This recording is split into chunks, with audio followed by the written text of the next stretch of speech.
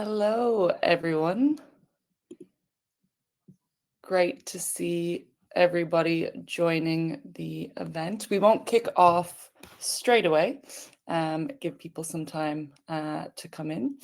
While we are waiting, it would be great to know where people are actually tuning in from. I know typically we have a pretty diverse crowd, so it'd be, cool to know those locations.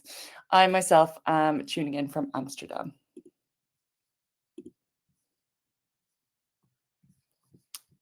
So we see, oh, we've got Sweden, very nice. LA, New York, very cool. Barcelona, also, okay, it's as expected, it is a pretty diverse group, so that's really nice to see.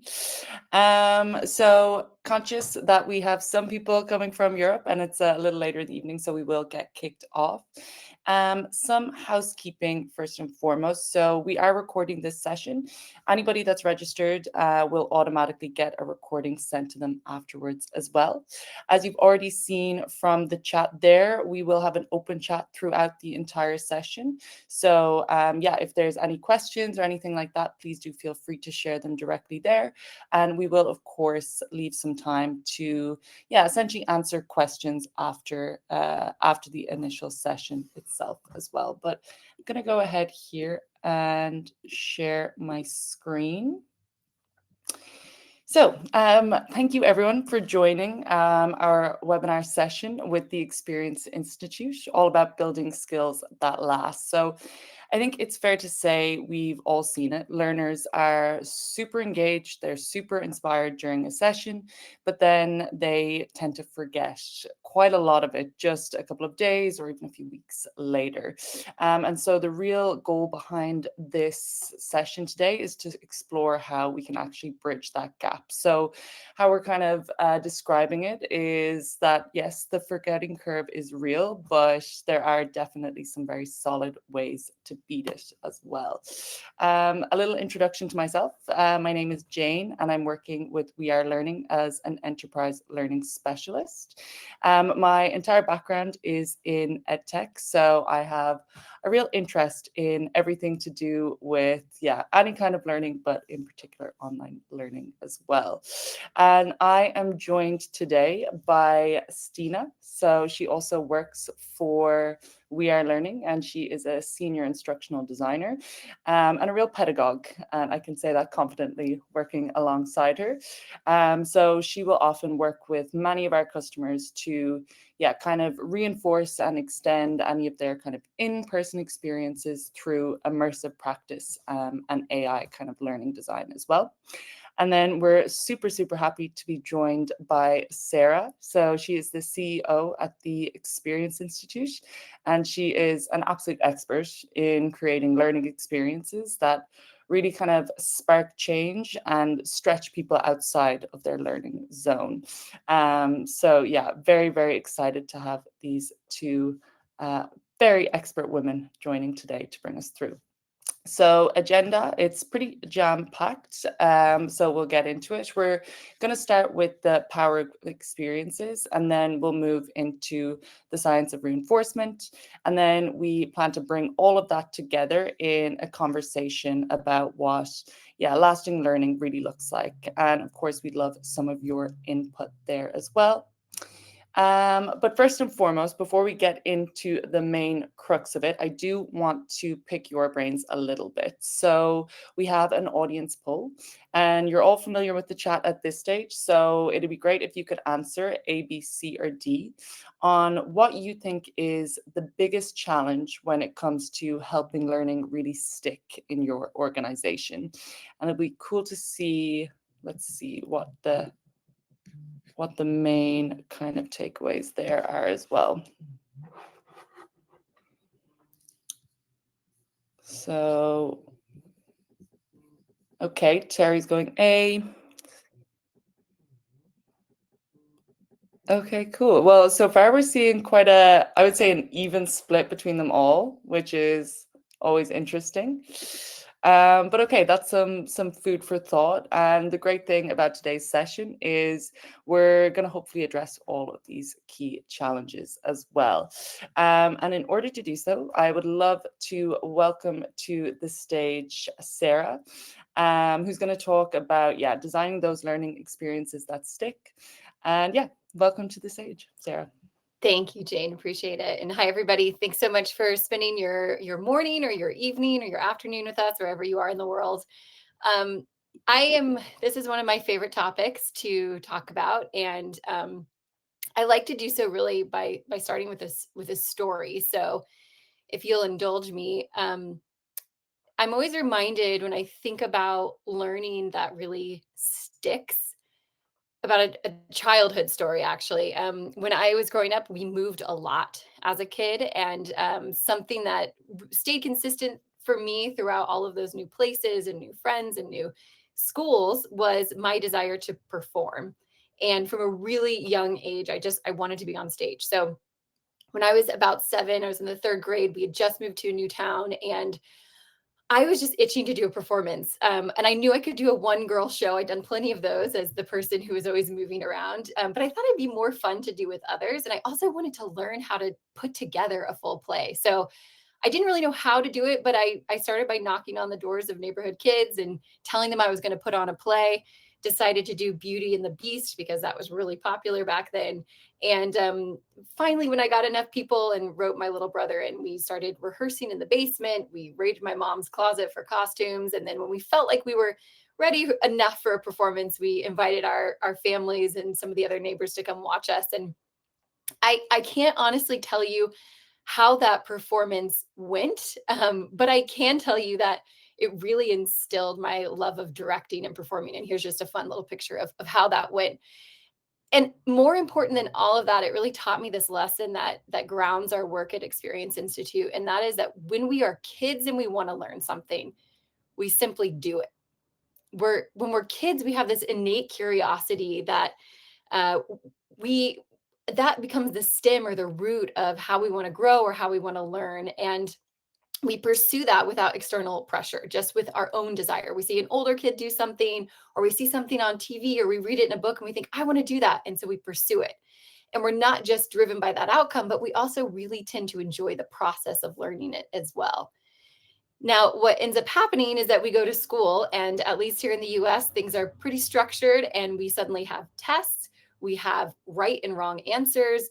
There's a right way to read. There's a right way to solve math equations. There's a right answer to grammar, to science.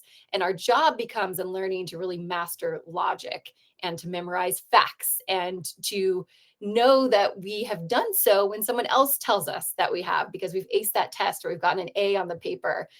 And not only do we become really conditioned to that when that somebody else is supposed to tell us what to learn, but that also somebody else tells us when we have learned it. And this begins to really erode our sense of, well, what do I actually want to learn? What's important to me? And how do I know when I have learned that thing enough? Now, the issue is this really compounds itself in the workplace because learning becomes not perhaps promoted by or reinforced by grades and grade advancement, but by promotions, by pay increases, by perhaps performance improvement plans because we've been promoted and we just have to go through that manager development program. However, despite best intentions, we know that our L&D industry isn't exactly a beacon of success. So the industry itself globally is a $360 billion industry. And research, unfortunately, tells us that only about 20% of this investment translates to real actual workplace transformation or application. So actually applying what people are learning, which is obviously what we're here to talk about today. How do we change that? um, Beyond that, a few other statistics: almost half of people who receive formal training find it ineffective. Around a third of HR leaders think that their org's leadership development programs are effective at preparing. So that means 2/3 don't. And here in the US, at least a quarter of US employees report that training isn't worth their time. So we are really trying, all of us probably as practitioners and professionals in this field, to rewrite this script and make sure that what we're providing to our teams and our employees does stick and does matter to them. So at EI, we really are passionate about figuring out what does this mean? How can we leverage powerful learning experiences not only to be alive in that laboratory, but also to live on beyond it? And we've boiled it down to these four organizing principles that we call leaps. And the first one is essential, and that's learning by doing. Just like my example of learning to direct and perform, I learned all that not by reading a book, not by thinking about it in abstract, not by watching PowerPoints about how to do it, but by actually doing it and figuring out what worked and what didn't. So, similarly, when we are working with our organizations, it's not about watching a person talk about collaboration, but actually collaborating on something that matters to our work. The second is that it's essential to the individual. We know from goal setting science that if somebody actually cares about that goal, they are much more likely to complete it than if that goal is handed to them. But unfortunately, a lot of times in the workplace, both goals and growth goals can be handed to us by managers or even by people beyond our managers. But what we want to do is root whatever folks are learning to something that is actually important to them, that is going to make a difference if they learn it in their day to day work. Beyond themselves, though, it needs to be able to advance the collective. So we're not just talking about something that benefits that individual learner, but we're talking about connecting learning and development to the business outcomes as well. So that's why when we're working with organizations, we're always starting with the goals of the business first and seeing how learning and development becomes a tool for achieving those. And then finally, and this is maybe if I was to pick a favorite, I guess this might be it. And this is to push out of our comfort zone. If you just think about the last time that you did something in your personal or professional life that edged you out of your comfort zone. My guess is that you remember that experience more because it's also connected to our emotions. When we feel that sort of pit in our stomach or we feel anxious about not knowing if we can achieve something and then we do it and you feel that adrenaline and that satisfaction on the other side, that is something that we really remember and connect to. So, in all of our programs, we're really leaning into the zone of proximal development, which is all about edging those learners out of their comfort zone into that learning zone, but right shy of that panic zone. I want to just illuminate quickly this in practicality because I know this is a little bit abstract. These are principles, not how it happens on the ground. So I'll just tell you a story about how this just happened with a program we ran with recent associates for an organization.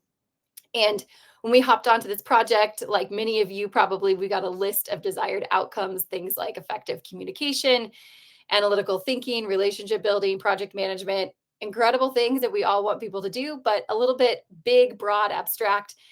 And often, most folks would approach this and say, what? Okay, well, let's do a workshop on effective communication. Let's do a workshop on how to think analytically, how to better build relationships, how to manage projects. And sometimes that can be effective, especially if you're trying to get super tactical. But we were looking not just for skill adjustments, but for real transformation in the way that these individuals were showing up to their work. So, what we did instead was create a learning journey that began with what we call a leap, which is a project that each individual selects themselves. And it sits at the intersection of something that they care about in regards to their growth and a way that the company or the team needs to move forward. So, that was the underpinning of the entire experience. And then each workshop, which you see illustrated in these gray boxes, helped them both advance that project in a specific way by practicing some of these tools, these frameworks, these skill sets that were connected to those outcomes. So participants were moving through this experience, essentially learning these skills without even knowing that that's necessarily what they were being driven towards. They were just doing it and learning how to work differently while going through that experience.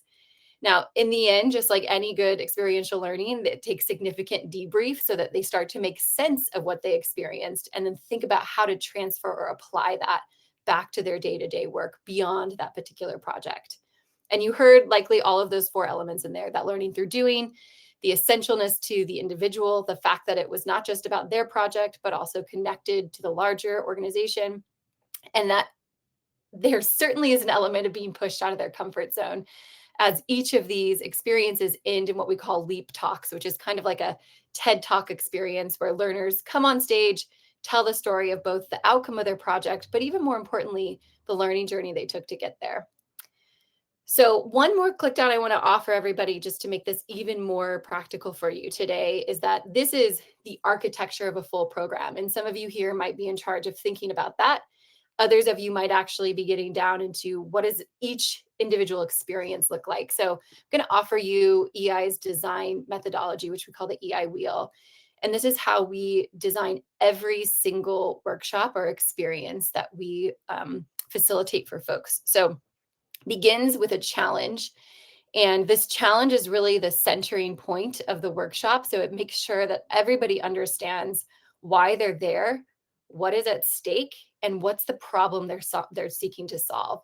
So for example, if you have a storytelling workshop or something about effective communication, the challenge might be, how do I tell a more effective story about my work so that it compels people to behavior change? We back up that challenge with theory. And so our team is really good at going out and seeking what are the best minds on this topic. And let's use a lot of parts of that. Let's compare those theories. Let's compare those frameworks. Let's bring in the best of the best and the most recent. We ground that in data and statistics and also what we're hearing in the industry. Then we know that story is really an effective tool for learning. Partially why I began this segment with a story too. This is how we remember things. It's biological. We connect to people when we hear a good story. It actually releases oxytocin, which makes us want to lean in closer and trust them. And so we use story as a way to really bring that theory to life, to show how it happens on the ground, but also to really root it in their memories. Practice is a huge part of every workshop. We introduce those tools, those frameworks, or those skills that are at the heart of the behavior that we want to change. And we have them use those not on an abstract idea, but on something they're actually working on. So for instance, if they're coming in with a storytelling workshop, they're not just creating some random story to practice the framework, but they're bringing in something that they need to communicate to their team or to their manager and using these tools so that when they leave the workshop, they've not just learned a new framework, but they've also created a prototype of a story. Reflection clearly is really important as well. We talked about that with any sort of experiential learning. We want to make sure we're making sense. What worked? Where did I get stuck? What didn't work for me? What might I need to try more?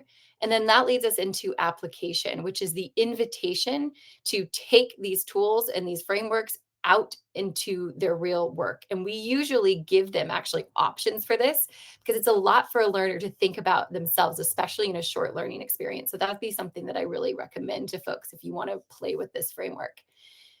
You see at the center of all this is community, and that is because we know that when people learn together, there's accountability, there's a network that grows, and it also really helps it stick. Okay, so we know that the best workshop in the world is like a match. It creates that heat and that light, but without the fuel and the oxygen, it burns out. And the system that surrounds these workshops are really the fuel. So manager reinforcement is like the oxygen, and then things like peer accountability and reinforcement through practice really fans those flames. And so that's when learning goes beyond something that I had an aha moment about into real transformation. And that's why I'm excited to be doing this, having this conversation with Stine and the We Are Learning folks too, because that's really where they excel. So with that, I'll invite Stine to come to the stage. Thank you so much. Thank you, Sara. It was a great jump to what I'm going to cover, and that is the reinforcement part. So thank you for that. Good. Okay. So as Sara was talking about, there's so much powerful things happening when we can learn in these live sessions where we can talk, where we can be in the same room, communicate and practice together. So absolutely there. It's definitely a great learning experience to be able to meet in real life and get a chance to discuss and learn together. I'm gonna go ahead and share my slides. There we go. So yes, we for these live sessions, I think it gives so much value to be together, present in one room at the same time. But there's also a challenge, as Sara was talking about, like how we see that learning also can fade a little once you get back to work, once you see your busy calendar and your everyday routines come back. So how can we make sure that the learning actually sticks, that it doesn't fade? Because it is a truth that we tend to forget over time. And I guess most of you have seen this curve before by Hermann Ebbinghaus. So this is the well-known forgetting curve. And what does this curve really tell us? Well, it tells us that we lose information over time. And we actually lose memory exponentially when there is no repetition, when we don't recall it, when we don't reinforce. And only like after a day, we remember around 30-40%. And when we are talking about a week after, it's down to 10-20. So the overall line here is that we need to reinforce, we need to have this knowledge, what can I say, like to get some repetition after also you have learned something. And we forget up to 70% of what we learned within just a few days. That was what Ebbinghaus said himself.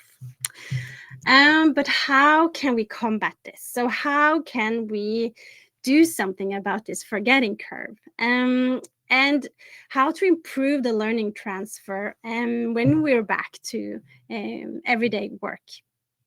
And it's all about reinforcement here. This definitely strengthens learning over time. So with no reinforcement, there will definitely be a memory loss, but with the reinforcement and with repetition, we can lift this curve. We need to lift this curve for days, for weeks, for months after, to revisit, come back. How is this valuable and how is this relatable to my everyday work? But the question is, how can we do that? And Ebbinghaus himself did a lot of research on this, and he did many different observations. And he made some key principles based on his research. And I strongly believe that this is, I would say today, this is the foundation of modern pedagogy or learning design. One of the things he said that we need repetition. So it's not rocket science, but we need to come back to the topic over and over again. And each time we come back, we recall better and better. And one other thing he said that we need to space out the learning. So we need to learn over time. We cannot cram everything into one session in one day. We need to spread it out and revisit over and over again. And the last part here, I think this one is actually very interesting, and that is that we need to retrieve information. So yes, we need to have repetitions, but we need to also retrieve it in different ways. We don't need to just revisit our notes or read what we just went through, but we need to see the content from different angles. Maybe we should say it out loud to ourselves. Maybe we should explain it to a friend. Maybe we should do a test. These kind of things, these activities are so valuable to avoid forgetting. And a bit over referring back to what Sara was saying about learning by doing, which is a quote by John Dewey, the biggest pedagogue of all, I would say. He also refers back to this, and he says that, well, we learn not only from the experience itself, but we also learn from reflecting upon the experience. So say, for example, you are just been in a workshop about how to communicate better, but yes, we know how now, but we also need to reflect upon it. We need to test, we need to practice, we need to talk to each other and reflect upon it. And when we have this, that's definitely a reinforcement moment that we go back to the topic over and over again.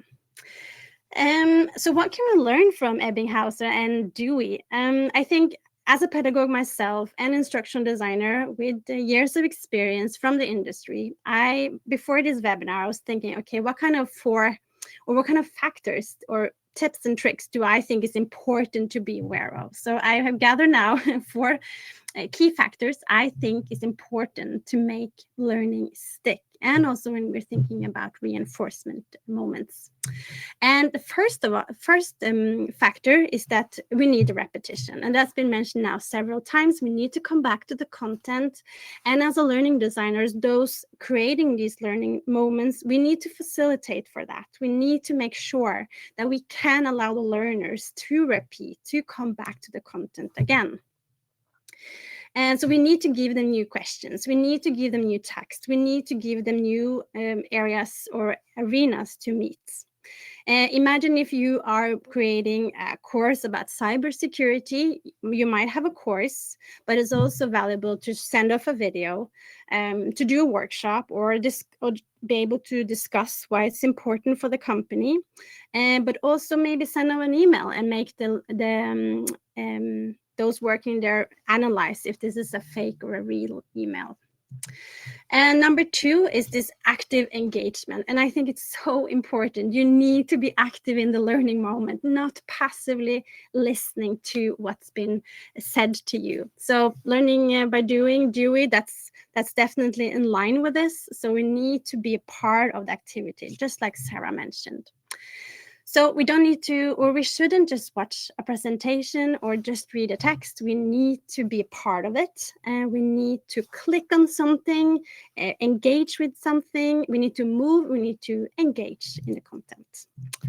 And number 3, emotional relevance. Again, I think we connect better to content when we are emotionally connected to it. So it does touch a feeling, and if it touches a feeling, it means it's more meaningful for us, and also something that we can better connect with faster. So it makes something abstract much more relatable and understandable. So say, for example, you are working on a course about workplace inclusion. Instead of reading about the policy for the company, maybe you can take a role of someone that is standing on the outside and not feeling included. There you have the emotions, there you have the empathy, and there you have the connection straight away.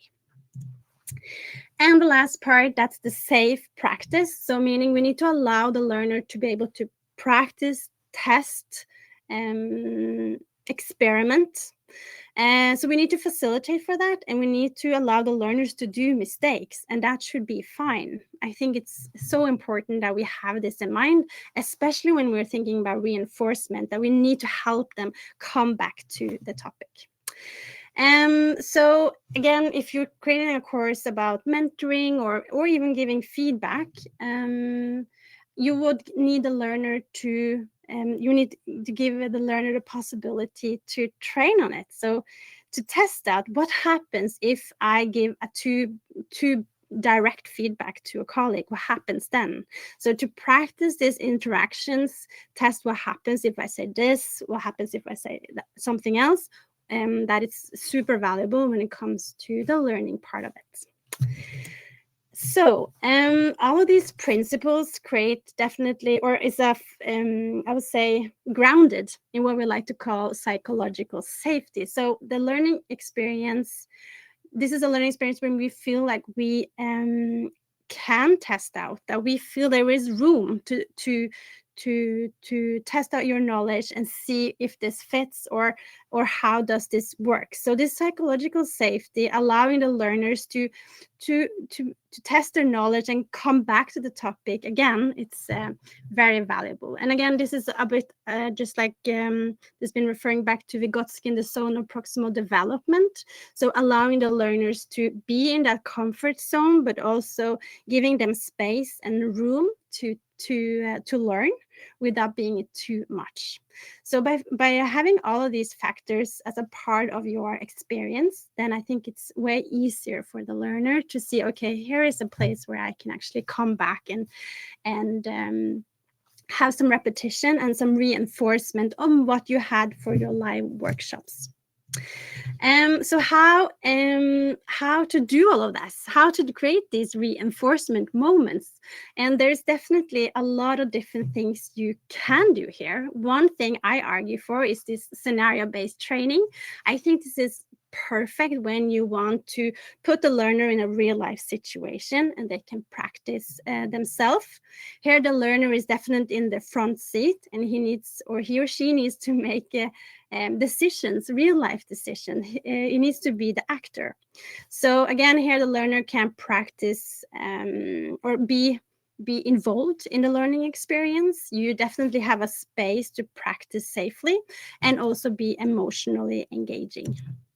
And scenario doesn't need to be big or extensive and take a lot of time to do or create. They can be short, very precise, and you can be jumping straight into a scenario that only lasts for a couple of minutes. And this is all micro learning. Just telling you this so you can lower your shoulder. It doesn't need to be complex. And I am also a very big fan of stories. It's so powerful and we connect much faster when we hear stories. We remember better when we have a story that we can connect the learning to. And it definitely touches our feelings, our pathos, and making something more relatable for us. And with technology today, you now see more options than ever before. Now it's way easier to create what we like to call immersive learning experiences. So with technology, it's way more cheaper and faster and more available options for you to create these scenarios. Allowing your learners to meet an angry customer or to give feedback to an employee or be in that specific meeting room where everything is happening.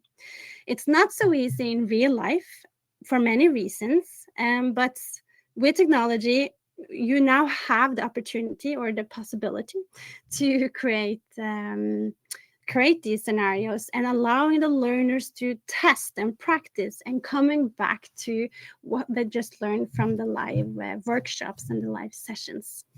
So that is what I also like to show you an example. So I want to show you I did talk to Sara and got like what kind of workshops, live sessions can be cool to have to create a story on, to what can they go back to just after a live session. Can we create something there so that you can practice, so you can get real feedback and you need to interact. So that is what I would like to show you now. So now I'm gonna go ahead and share my another screen.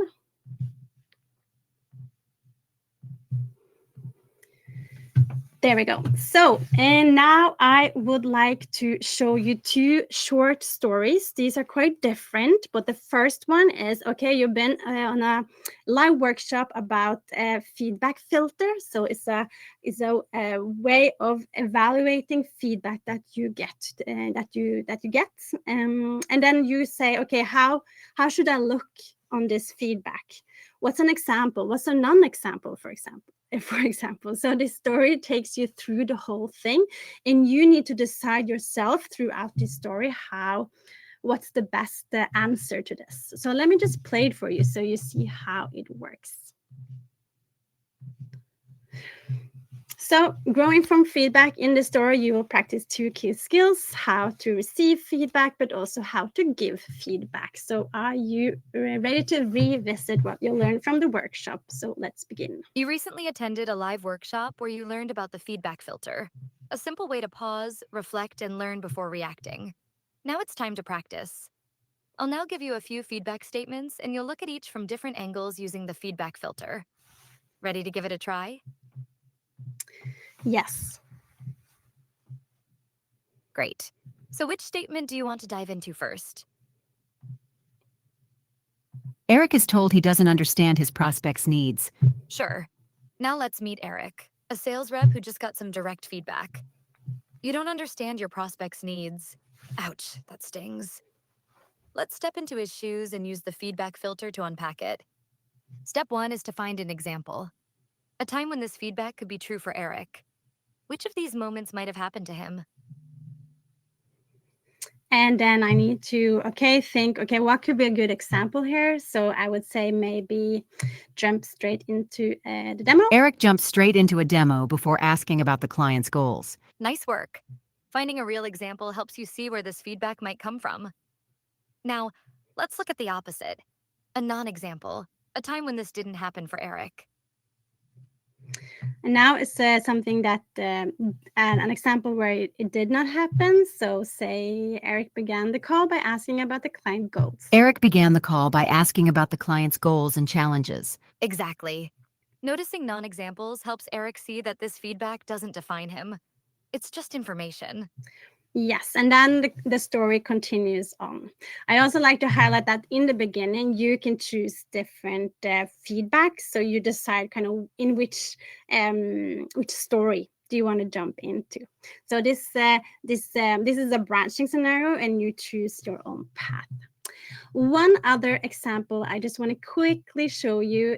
This is, and now we're jumping into a scenario, and we're kind of the fly on the wall, seeing what's going on, and we need to decide, okay, what should this manager say to his colleagues? So let me just play it for you.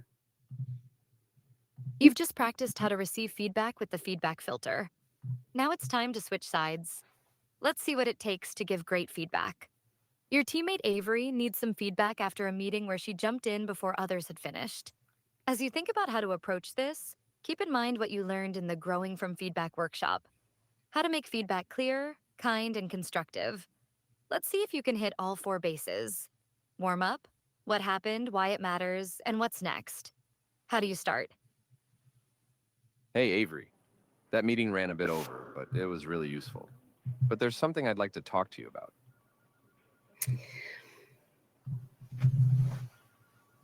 Got a few minutes to chat about today's meeting?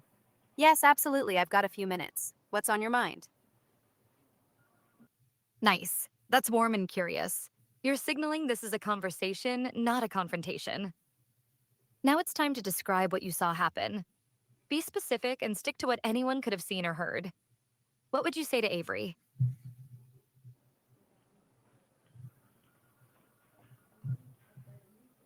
In today's meeting, you spoke while a few teammates were still sharing updates.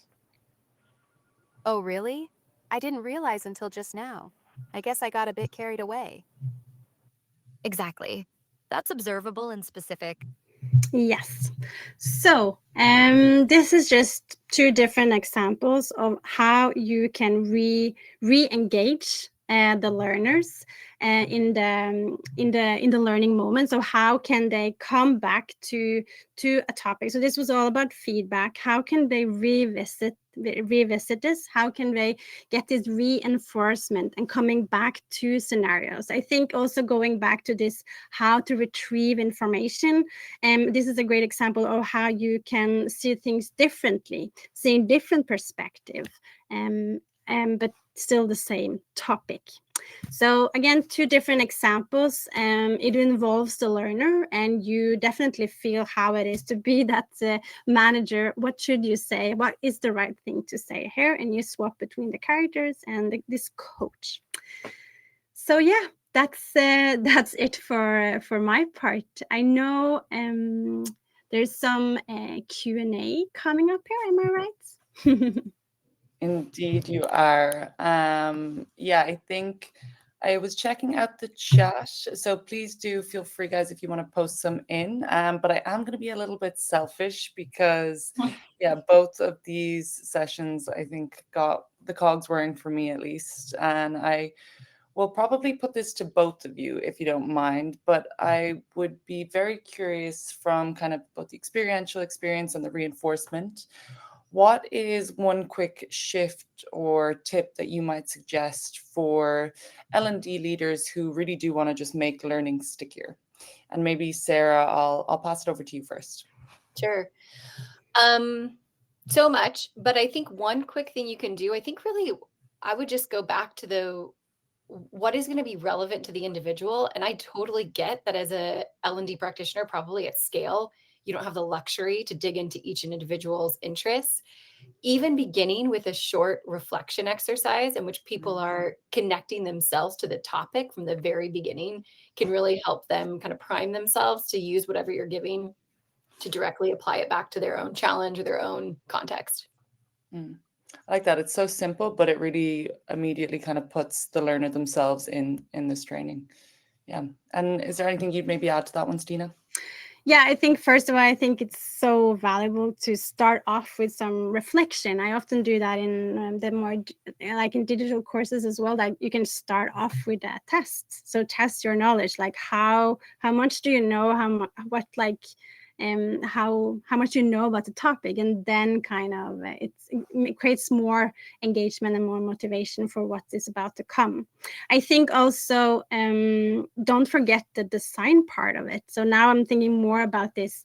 If you're creating any digital courses or any follow-ups after that, we don't only present text, but we do present in different formats, so video, and also that we focus on the design part of it. I think it's often or forgot in many cases. Definitely. And I have noticed in the chat, and I think this is possibly, well, I'll say them out. I think we have one from Sydney came in first, and I think this is for yourself, Stina, and it's,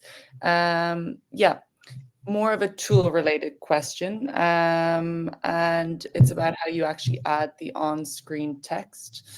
So I know we didn't go too much into creating with We Are, but maybe you could give a little brief description. Yes, I think you're referring to the text that pops up on the screen. So it's basically just the images that we have created. Now we have created it outside We Are, that we add images of text, but it's also very soon coming that you can do it directly in We Are. Yeah. Nice. And I see one actually here from Lauren, and I really like this. So the elusive issue. Any tips or tricks for connecting soft skills back to organization KPIs through impactful measurement strategies? I'm happy to kick this one off with one thing that we found to be effective, Lauren, and you might already have this in your repertoire, so sorry if it's redundant, but one thing that we've started to do is think beyond the individual learner and their experience or their progress, but extend that to either who they're managing or who they're being managed by, to think about the perception of that person as they go through the program. So there are particular soft skills you're trying to build, like the ability to give better feedback or host difficult conversations, to be able to get a little bit of data from the people that they work with prior to these experiences, and then follow that up 3 or 6 months later. That can be helpful to reinforce how you're seeing that progress, not just through the eyes of the person themselves, which is as important, but really through the people that are benefiting or being impacted by their progress. Yeah, I totally agree that it's so important that we connected with those that participate, that there is a relevance, that we know our target audience, and that we connect with those actually being a part of it. I think going back to like a pedagogical view here, it's all about finding or could describe your learning objectives and your audience the best possible way, and connect this in the learning experience is it's key for sure. Awesome. It's really, really cool hearing the two slightly different, but obviously same kind of perspectives from both of you as well. I think our probably last question that we'll have time for, and I think this, let me see, it's also within the Q&A. So it's from Thomas, and it's about how the reflection part of learning actually works in practicality. Thomas, are you talking more about live learning, or are you talking more about the reinforcement aspect? Or would it be helpful to just both? I guess we can both answer. I think we've got both here, so we might as well. Know the answer, Thomas. Hopefully we'll cover it. I can cover live learning first. So a huge part of our LEAPS program, which we do oftentimes in virtual settings as well, and as well as in person, it's all about reflecting honestly with another person too. It's a dialogue that you have. So we have really specific prompts that either tie to the outcome of the workshop or the outcome of the entire learning journey that scaffold and allow people to build a awareness as they build up. But I think one of the most important parts about it is that often we're having people do that together. So maybe Jane's asking me questions and I'm reporting back to Jane, and Jane's actually taking notes for me so that I have like more of a free flow, and then I'm swapping. And what that's doing is allowing somebody to think freely, but it's also rooting them in that community and that partner accountability as well. I hope that helps. Good. I think to add on that, it's all about communication and kind of self-reflect how or how to retrieve information from different angles. So you need to reflect upon it. I think from a digital point of view, I think again, going back a bit to this self-assessment in the beginning as well, like, okay, how much do I actually know about this? And maybe that also can affect the learning experience after. Maybe you should look into, okay, depending on their knowledge level, maybe you should provide specific knowledge based on their skill level. And yeah, this is all possible to do on a digital format as well. Yeah. So I'm conscious. I know we have some other questions here. I am a little bit conscious of time as we've just gone a little bit over. But I think this is probably a good time for me to actually share here.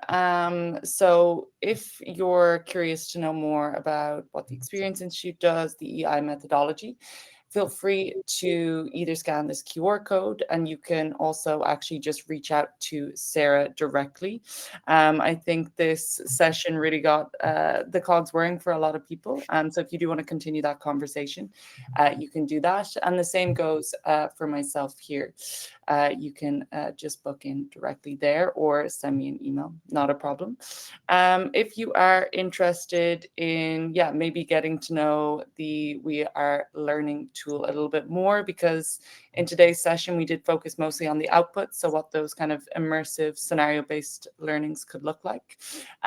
We actually have a webinar tomorrow all about getting started with We Are, and that will kind of go into more of the practical, how you actually create that scenario-based learning as well. And then following on from that, and I'm actually going the wrong way, if you're not sick yet of seeing my face, we do have another webinar coming up in November. And it's kind of a cool one because it's to kind of wrap up the year and start thinking about the next one in terms of, okay, what kind of lessons did we learn from L&D in 2025? And what might we do differently in 2026? So yeah, that should be a good one as well. But I do want to say thank you to Sara and Stine for such great presentations. And of course, thank you to everyone for joining. It was, really great to see everybody so engaged in the chat with those questions as well. Thanks, everyone. Thanks, Jane. Thanks, Stine. No problem. Thank And you. of course, you'll all get the recording as well. So thanks so much. Bye. Bye. Bye.